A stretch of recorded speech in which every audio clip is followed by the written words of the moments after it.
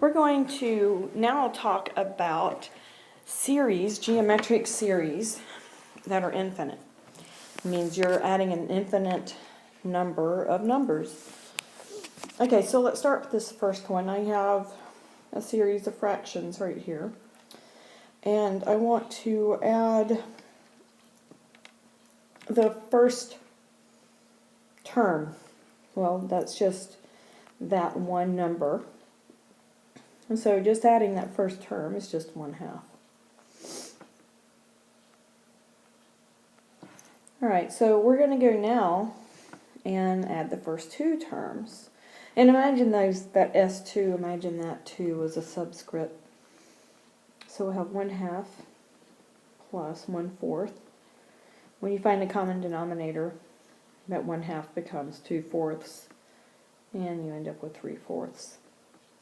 And then finding the first three terms, we have 1/2 plus 1/4 plus 1/8, and when you find the common denominator, you end up with 7/8.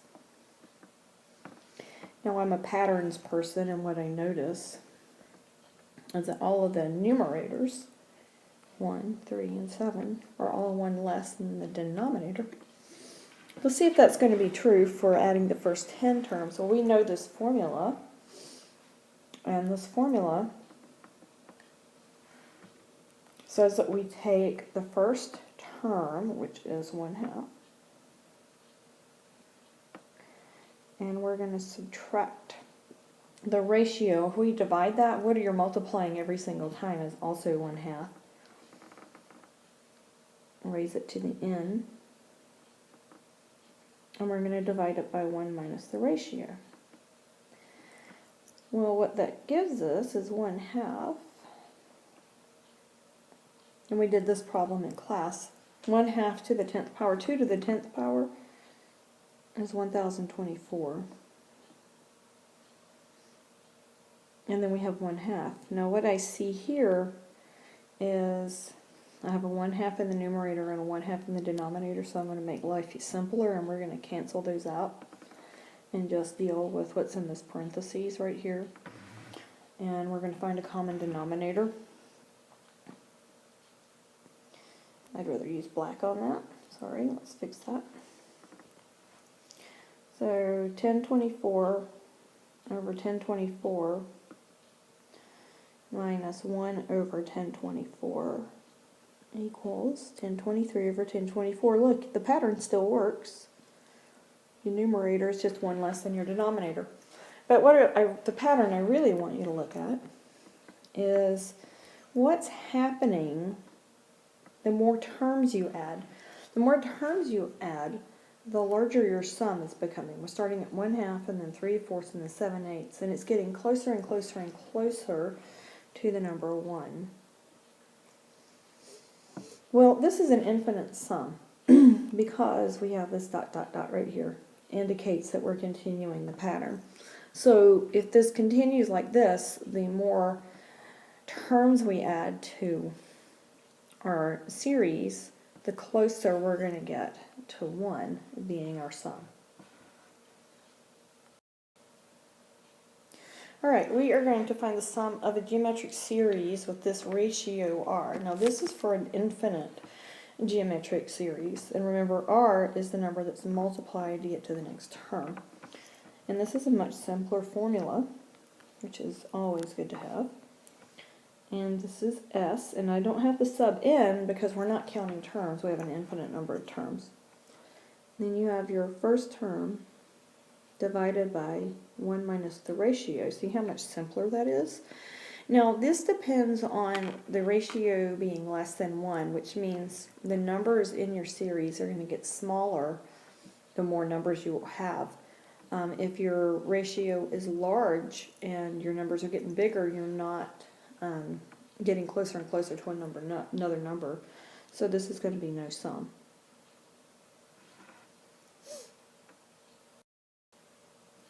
Okay, so let's do a couple of examples. The first one, find the sum of each geometric series if possible. So the first one we're going to do is check the ratio.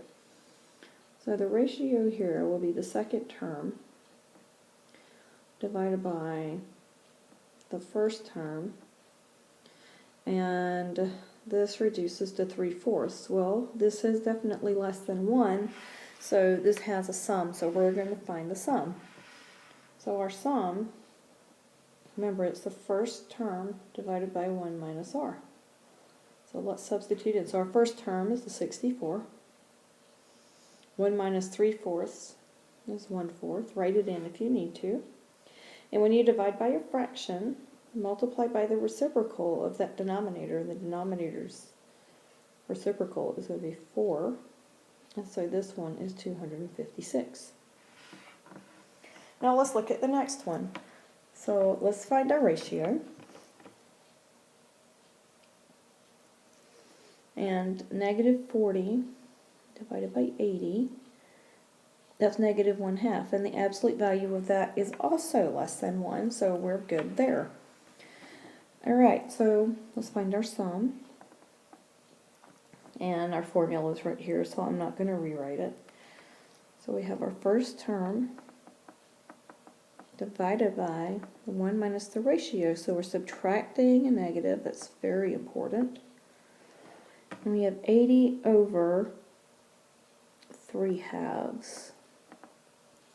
Now the temptation is to go 80 divided by 1.5. What will happen is you'll end up with a repeating decimal, and you know I do not like repeating decimals, so don't do that. So 80 times, flip the denominator, 2/3, and that gives us 160 over 3. And just leave it as the improper fraction. Okay, so let's try another one. Same deal. Check the ratio. -6, square root 3. Now don't be frightened by the radical, it's okay. And what I see here is that I can divide the 6's, and that's going to give me equal -square root of 3. Well, I think we need to check the ratio. If you plug this in your calculator, you get about a -1.57. That absolute value is bigger than 1. So there is no sum. And if you look at this, the numbers are getting bigger. So if they're getting bigger, you have no sum. Okay, ratio. Now you can do the 4/25 divided by 2/5, but let's look at this a little bit closer. You're multiplying by 2 on the top, and you're multiplying by 5 on the bottom every time. So without having to do the complicated division, you've got a ratio of 2/5. That's less than 1, so that does have a sum. So we're going to plug it into our formula. And just to remind you of the formula, we have S equals the first term divided by 1 minus r. You just found r. Now our first term is 2/5. Our ratio is 2/5, so 1 minus 2/5. That gives me 2/5 divided by, I'm going to put a division symbol because sometimes it's easier to deal with, 3/5. And we'll flip the fraction. And what I see really nicely is that not that. Get a little excited with the canceling. That we can cancel the 5's. And our answer is going to be 2/3.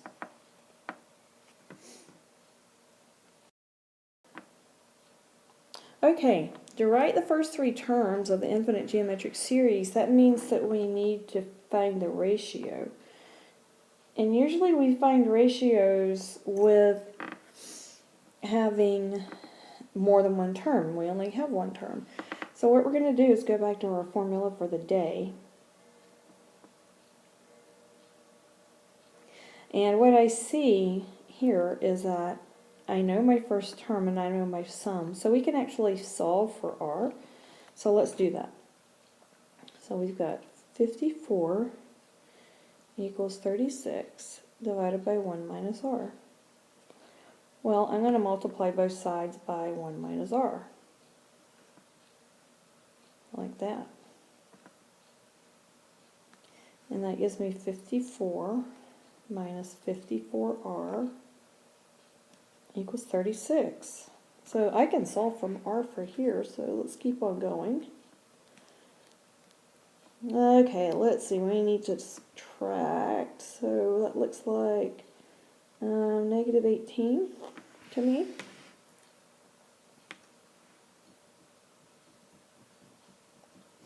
Yeah, negative 18. So we'll divide both sides by negative 54, and that gives me 1/3. Now, we have to satisfy the first three terms, so we already know the first term. The first term is 36. When you multiply 36 by 1/3, you get 12. When you multiply 12 by 1/3, you've got 4, and then we've got our first three terms. So let's do the same thing up here, and it seems that I have left off my r, but I think we're going to skip this one and maybe come back to it. So we'll try example 6 later. All right, last one, practical application for Providence kids. The first day of production, the inspectors rejected 384 faulty iPads. Each day after that, the number of rejects was half the previous day rejects. After 7 days of production, how many faulty iPads had been rejected in all? Okay. In all tells me I'm looking for a sum. The 7 days tells me that this is not an infinite sum. So we're going to use this formula.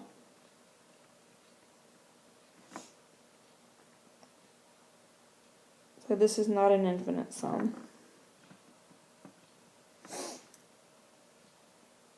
Okay, so let's substitute in what we know. 384 is my first day. For reducing by half, your ratio is going to be a 1/2 raised to the 7th power, and then 1 minus 1/2. Now here we've got 384, and 1 minus 2 to the 7th is 128. And dividing by 1/2, that's the same as multiplying by 2, so we're going to fix that in just a second. So 384, I need a common denominator, so I've got 128 over 128 minus 1 over 128, and I'm going to flip this fraction over because as much as I like fractions, they're really kind of messy. So let's multiply 2 times 384. So 8, 6, 768. We've got 127 over 128.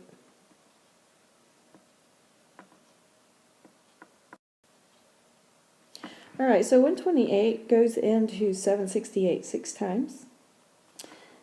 And then we will multiply 6 times 127.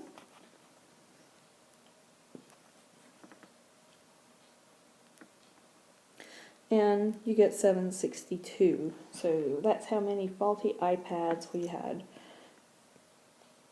after 7 days. All right, so that is infinite geometric sums.